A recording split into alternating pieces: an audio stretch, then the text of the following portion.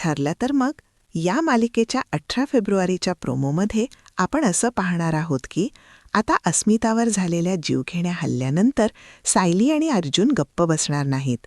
या हल्ल्याची तक्रार करण्यासाठी ते दोघे पोलीस स्टेशन गाठतात.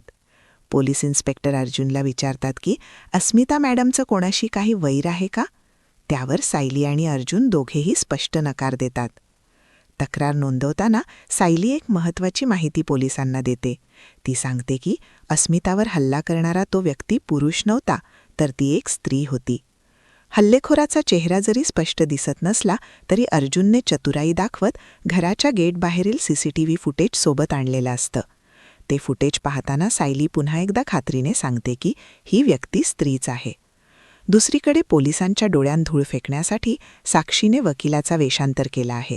ती तोंडावर मास्क लावून महिपत शिखरेला भेटण्यासाठी पोलीस स्टेशनमध्ये येते. अर्जुन आणि सायली पोलीस स्टेशनमधून बाहेर पडत असतानाच समोरून साक्षी येते. सायलीला पाहताच साक्षी आपला मास्क सावरून चेहरा लपवण्याचा प्रयत्न करते. साक्षीने स्वतःला लपवण्याचा प्रयत्न केला असला तरी सायलीची नजर थेट तिच्या डोळ्यांवर खेळते. त्या नजरेत सायलीला काहीतरी ओळखीचं जाणवतं. आता साक्षीने केलेला हा वेषांतर आणि तिचा हा कट सायलीच्या लक्षात येईल का? केवळ डोळ्यांवरून सायली साक्षीला ओळखू शकेल का?